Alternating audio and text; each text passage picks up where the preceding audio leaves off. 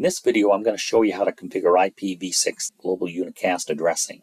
So to start with, IPv6 has a variety of different address types. For example, there's the local link address, and that has an FE80 prefix, and that's only assigned within the local subnet. So it's not routable outside its own subnet.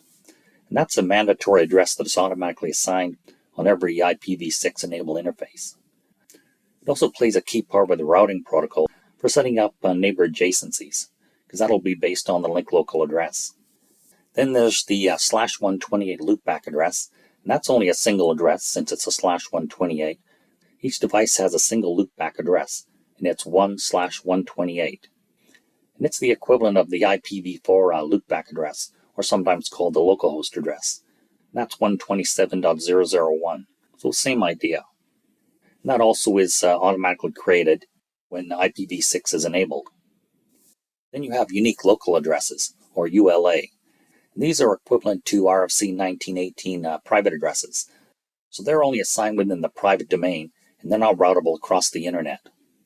Note as well that IPv6 doesn't support broadcast messages. It's done with multicast now, and based on neighbor discovery with ICMP v6. And finally, there's IPv6 global unicast addressing. These addresses are publicly routable across the internet. This global unicast addressing is unique, and it's what you get assigned from the ISP. So global unicast can be assigned not just to public interfaces, but also the internal network as well. So what I've got here is a layer 3 topology, and I've got a WAN core, and it's comprised of 3 routers, R1, R2, and R3. The links are actually based on ISP links. You'll note as well it's common for ISPs to use /127 prefixes to their links between themselves and customers. So for the point-to-point WAN links, I've got these /127 addresses.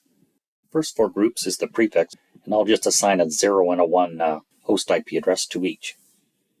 I've also got these LAN segments here, switch 1, switch 2, and switch 3.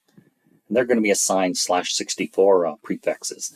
And that's common for anything within the internal network to assign /64, since you can have multiple IPv6 addresses on an interface. So this link between R1 and R3, this is going to be the 1 subnet. And the link between R1 and R2, that'll be the 2 subnet. And the link between R2 and R3, that'll be the 3 subnet. And this 4 subnet is going to be the link between R1 and switch 1. And the 5 subnet will be the link between R2 and switch 2. Finally, the link between R3 and switch 3 will be a 6 subnet. So I'm going to start with R1. I'll configure FA10.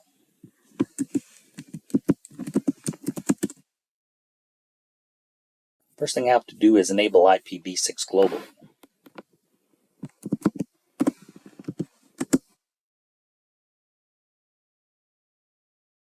And this is global command, IPv6 unicast routing. Base FA10. And I'll put a description link to switch 1. And IPv6 address. Global unicast start with 2001.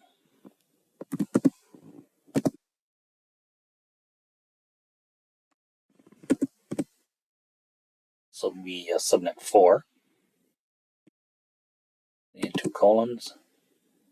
And a 1 for the host identifier. And a 64 prefix. And then I'll do a no-shut. The next interface I want to do is FA00. That's the link between R1 and R3. That's going to be this 1 subnet /127. So I'll just up arrow here, make this easy. I'll change this to 00. And description, link to R3. This always helps with troubleshooting. Then I'll find that address, and I just need to edit. This will be a 127. There's 2 host addresses available with 127, 0 and 1. 0 is available since there's no broadcast address. I'll change that to a 1. And that should do it. I'll just do a no-shut on that. And next I'll just do FA01. That'll be my 2 subnet /127.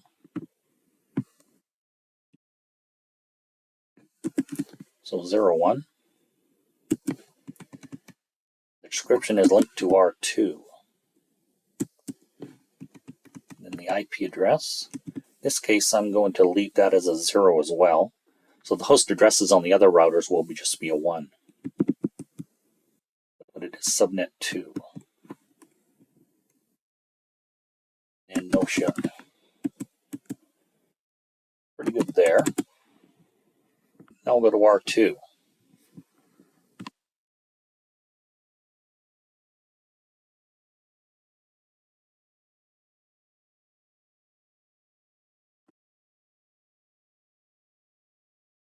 That enables IPv6 globally. Next thing I'm going to do is I'll start with this FA10. This is for this LAN segment. That's a 5 subnet.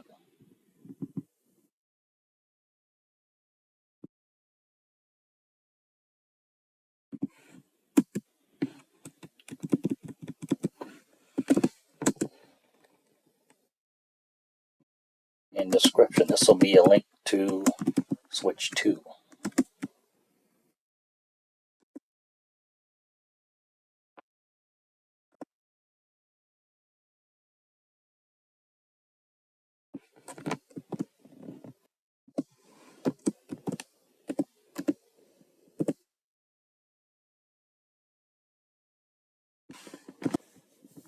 So that's the 5 subnet, and that'll be host identifier 1.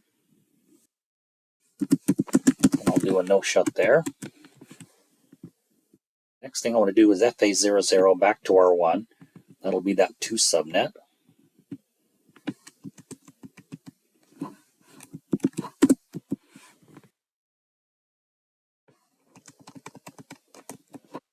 This will be a link to R1.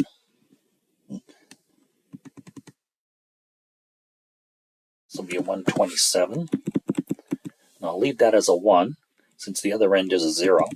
There's only 2 host addresses for /127. This is a 2 subnet. And no shut. And I've got this interface FA01 to R3. And that'll be on the 3 subnet.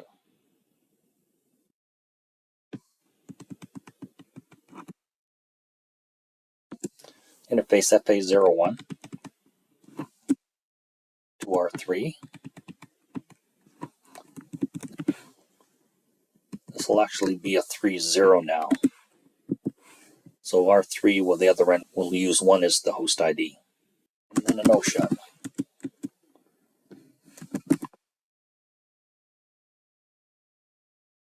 I'll go up to R3 and I've got this 6 subnet.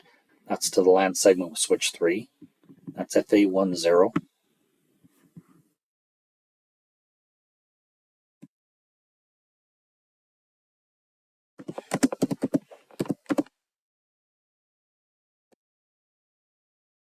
IPv6 Unicast routing. And interface FA10. This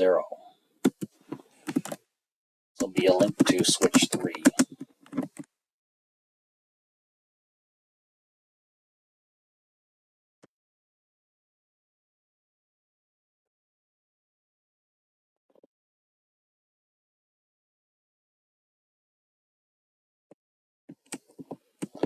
This is going to be 6 subnet. That'll have a 1 for host ID and a /64 prefix. And the other 2 left, FA00 goes back to R1. That'll be in this 1 subnet here. This will be 1.1 because R1 had the 0 for the host ID.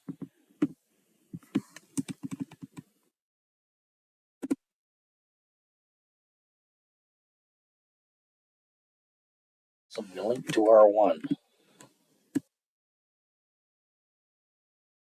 So 127 for the prefix. It is a 1. It's also on the 1 subnet. And no shut. And there's this FA01 interface. That's R3 linked back to R2. That's on the 3 subnet.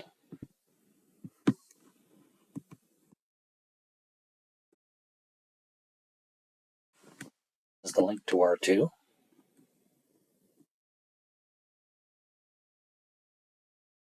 And that is on the 3 subnet.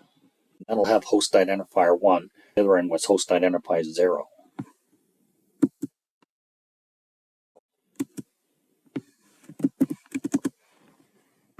So now IPv6 addressing is done.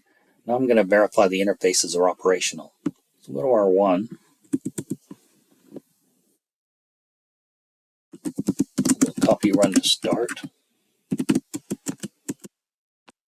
Go show IPv6 interface brief.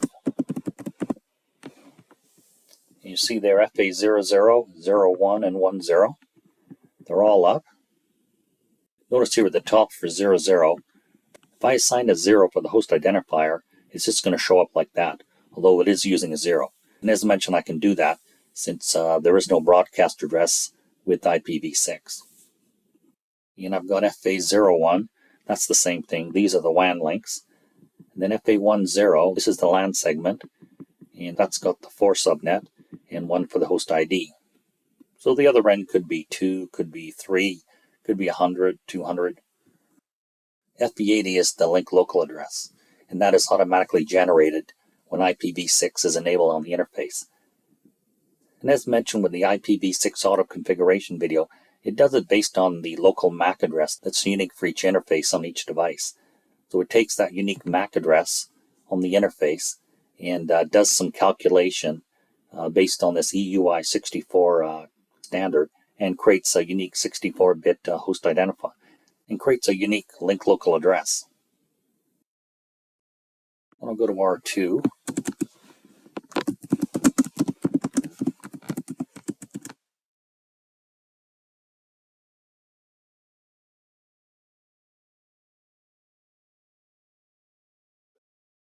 And here the interfaces are up and up.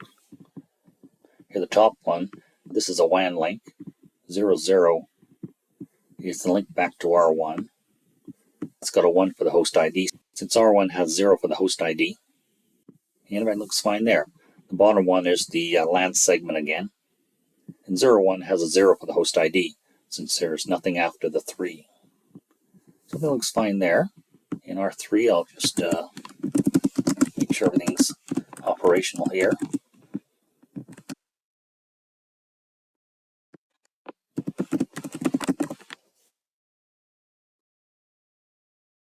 And all the interfaces are up. FA00, 01, and 10. It looks fine there. Now what I'll do is some pings.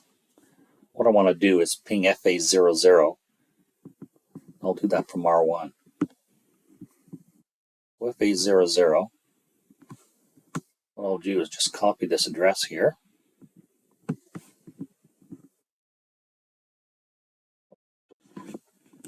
You can use ping or ping IPv6. They both work. We'll just paste that in there.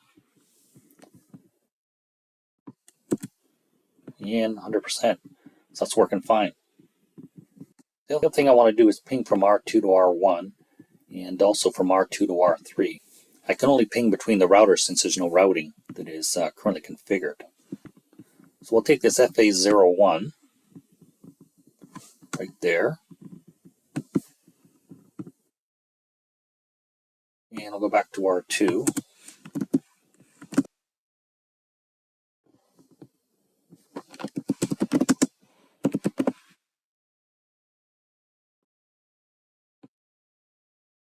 And that works fine. That'll be FA01 and R1.